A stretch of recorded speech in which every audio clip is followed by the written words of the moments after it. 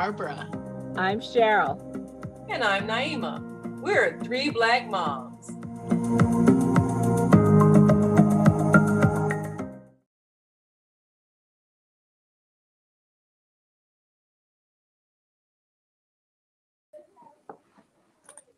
Happy Mother's Day from Three Black Moms.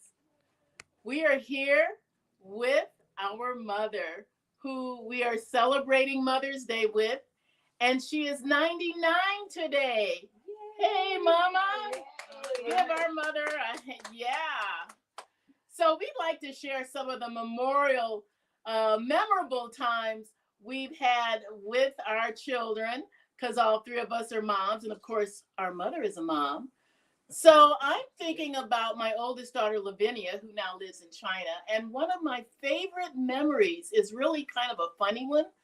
She was really little, and we were watching a movie, Pinocchio. And of all the funny things in Pinocchio that happened, she remembered the scene where the little boy turned into a donkey. And she went around repeating this line, "What do you think I am? A jackass?" And we just laughed and laughed that she remembered that one line. Cheryl?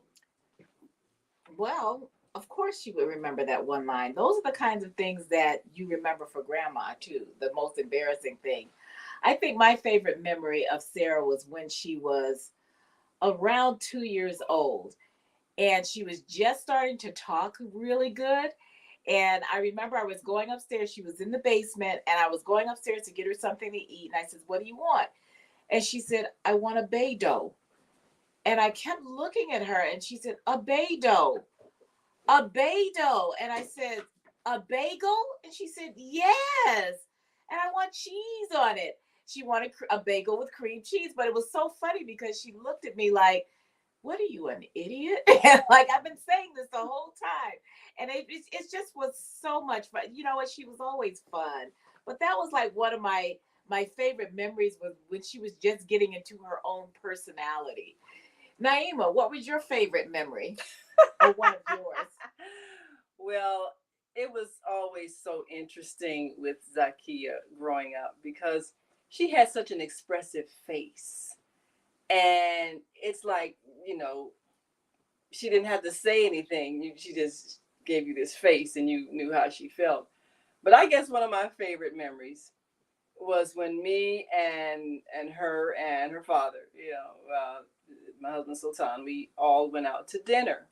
And she had this favorite doll that she brought with us. And you know how your doll is your alter ego, right? So we sit at the table and she's got her doll. And now she was just a toddler, then I think maybe two. So, you have to have the child booster seats. And so, I told the waitress, "Oh, can you bring us a booster seat from my daughter?" And so the waitress brought the seat. And then Zakia goes, "We need a seat for my friend," her doll.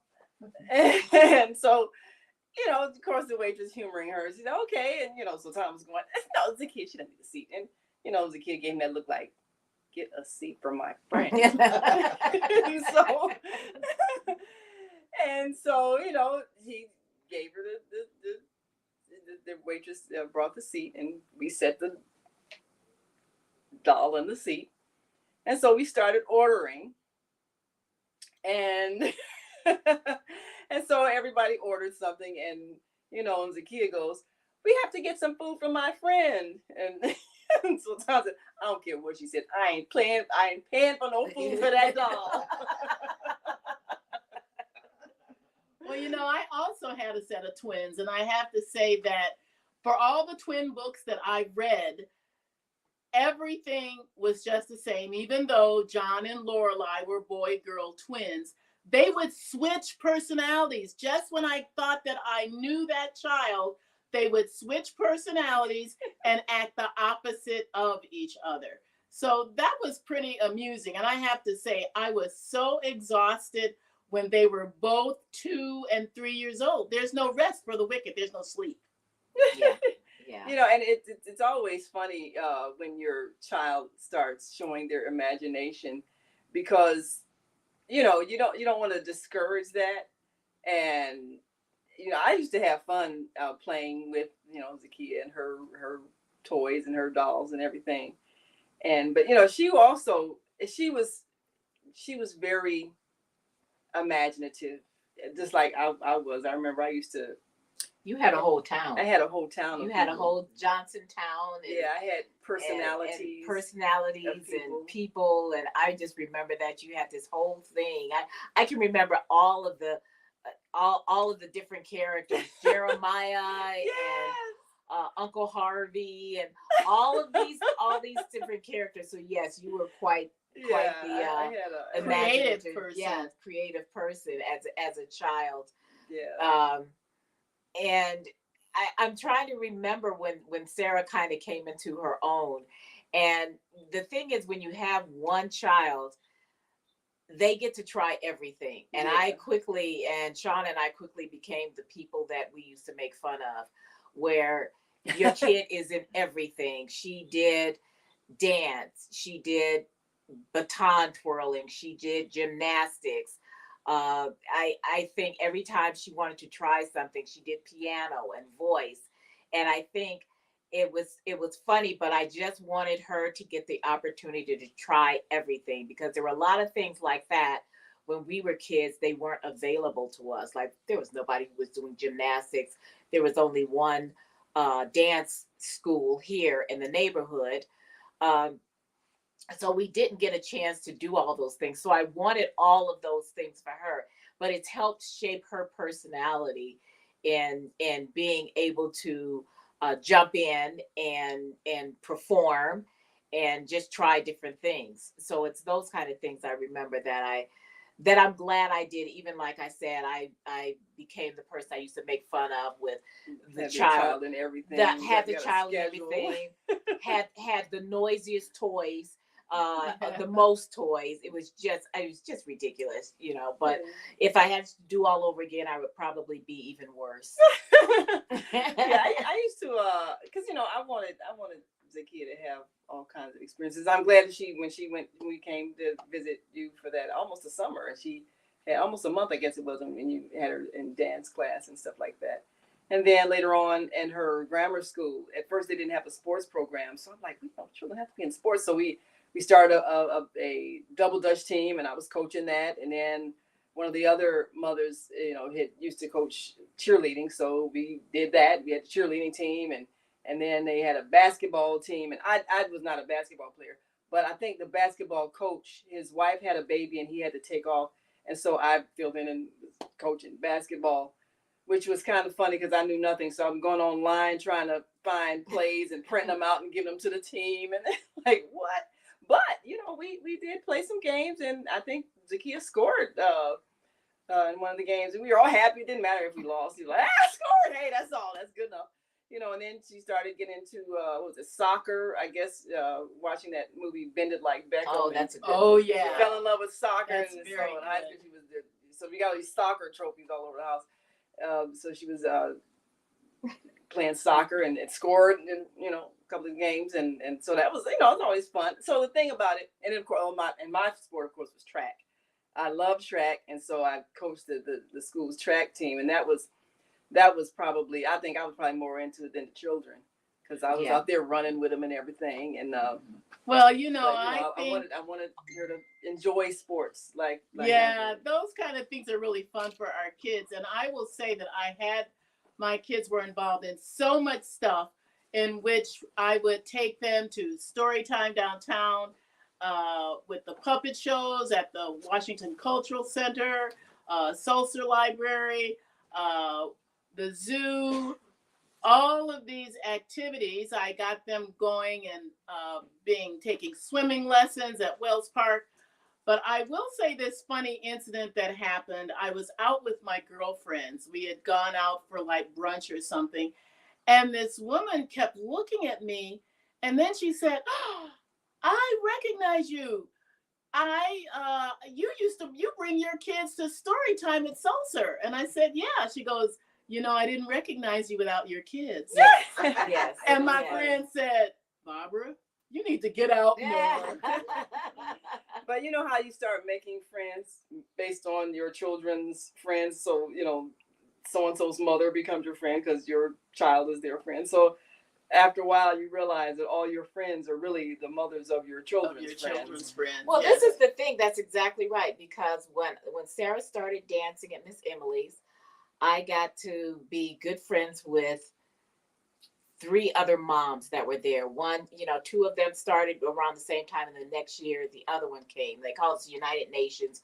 One's originally from Greece, the other one's from Hong Kong, and then my other friend is from Ireland. And we and one of the girls stopped dancing after about, I think, fourth or fifth grade, but the other three kept, the three of them kept dancing. So they ended up dancing together for 15 years because they started at 3 and 4 years old. And those three ladies are part of my group of best friends. So even though our girls are all out of college now and on with their own lives, we still catch up and go out. And those are my good friends. And so sometimes your mommy friends become part of your squad because these you are share my those memories because you, had you share together. the memories, and you're always looking after all the daughters, so that's a good way to make friends. And it's not always easy because sometimes you don't necessarily like the other moms, but I was lucky in that we all really really liked each other, and we had that hour to kill while our kids were in dance, so we would all go get coffee. So that's how that grew. And then we started saying, well, we could just go get dinner without our kids. Yeah. You don't need them. Yes. So, Mama, you got any memories about us that you can think of? Oh, well, I remember when we first moved here in this yeah. house, Yes. and their father was putting up the drapery to the Oh yeah. Daddy was putting up the window. drapes. And at that time, Naima was 20 months old, Oh. and well, we had bought a quilt to put on the floor because he was going to put up the drapery rods, and out of a sudden, Naima says, "Barbara hit me." She had not been talking at all before then. And that's her And first those were her word. first words. Barbara hit me. Yeah. First words. That is really funny. Oh, that's embarrassing. I think you owe her an apology. I wasn't even in the room. Yes, you all on the quilt that On the was quilt. on the floor. Yeah. Well, I guess I'm sorry. See, you thought nobody would know because I couldn't talk. It hadn't happened, but those were the words. She hit her before. Wait, I probably was talking about a couple of days before that. I just finally was able to get the words out. Yo, that's so funny. Because that's funny because I remember us moving in here too. And I remember for me, it was like, I think the first meal we had here was boiled eggs. I think you used it like that. Oh. And we would sit on the floor and have like a boiled egg. And a hard boiled egg. And I just remember that. That's always in my memory while the newspapers were up on the window, while you put the curtain rods up. Because there's beautiful hardwood floors underneath here. Yeah. And there were like 6 to 10 houses on the block. They were just building they our were neighborhood. just building. Yes. So this was a good place to grow up. This was a good house. Fabulous neighborhood with neighbors that looked out for each other, knew each other's kids. This was really a great place. And when we moved away, we all looked for neighborhoods like where we grew up. Yeah. Whether you found them or not, you still looked.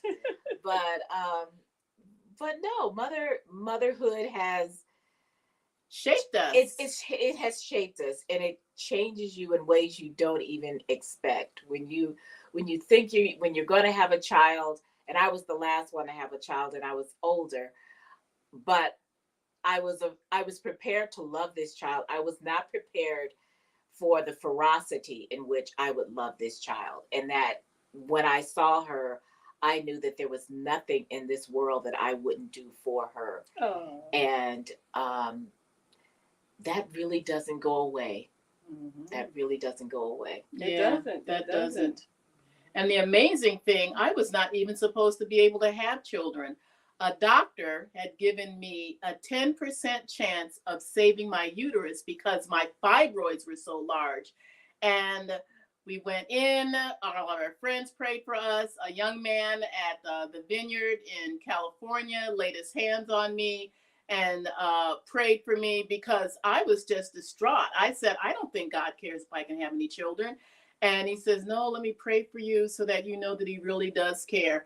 And I just felt God's tenderness just completely overflow me. And then when we went into surgery and I came out, and my husband Eric's like, Barbara, they saved your uterus. They saved your uterus. I was just so unprepared for the good news that I just sobbed and sobbed.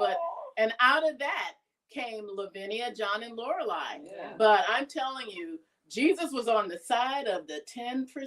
Yes. Yes. You know what was fun? It was fun being pregnant with my oldest sister. That was fun. Yeah. And then Yeah. it was fun nursing our babies together. That was fun. It's Because crazy. I had two. She had two. And they're not clothes made for twin moms. And I had a Lucille Ball story in which I had sat in the booth at a restaurant and could not get out. I was stuck between the table and my belly. And people always say, oh, due any day now? And I had 3 more months to go. Oh. Yes. Well, I was big too, though. I was big too, and I, and people would say, "How many you got in there?" Which is really quite rude. And how many you got in there? and but it's so funny how people feel like pregnant women are public property. You'd have strange people who want to come up and touch your stomach, and really, it's amazing that you have to they forget the boundaries. But I also, and like I said, I was older. I was 42 when I had my one and only daughter. And I loved being pregnant. I enjoyed, I said, you know what? I waited a long time for this and I loved it. I enjoyed, I danced right up into a week before I got before I went in for my C-section.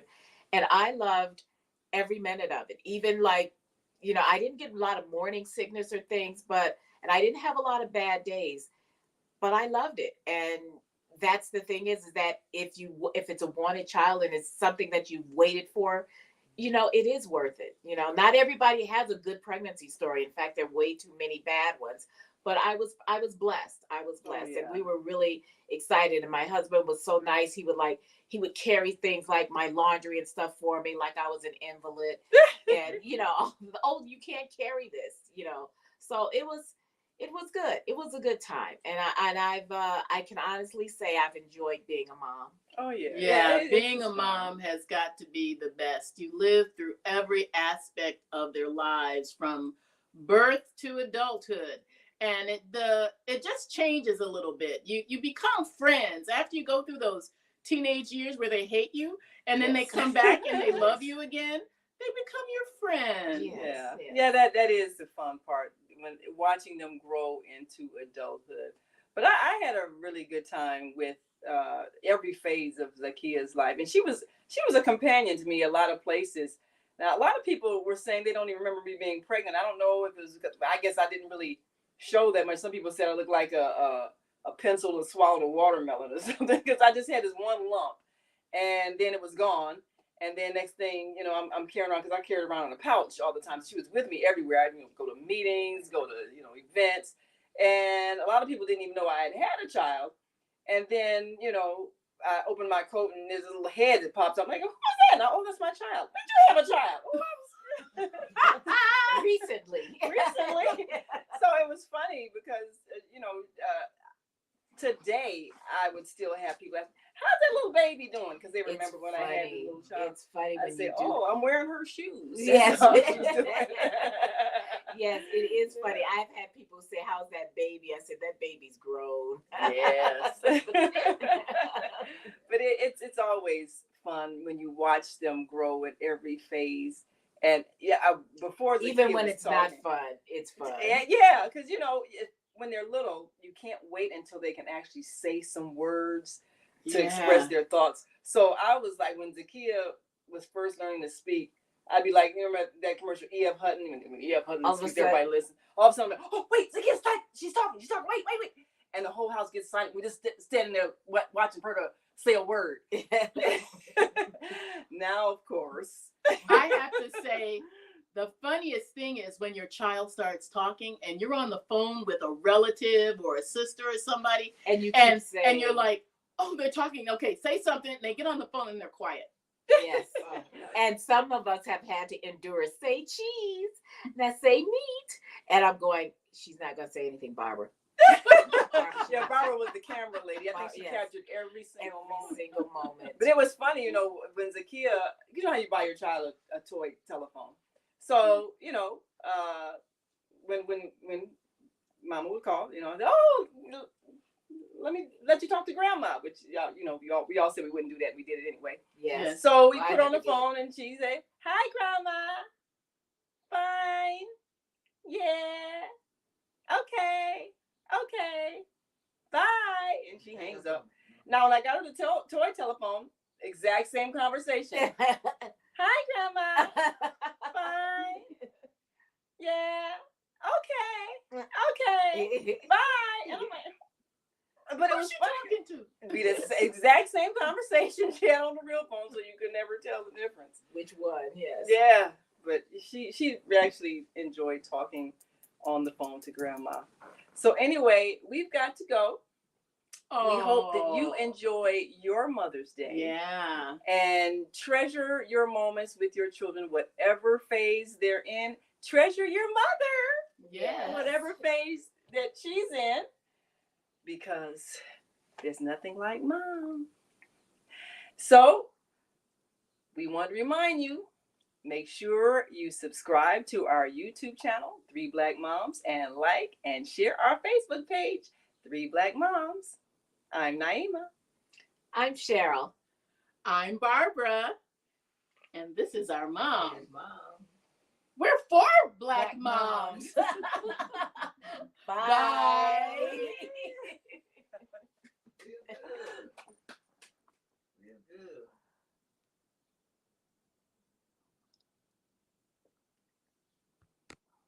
Who did that?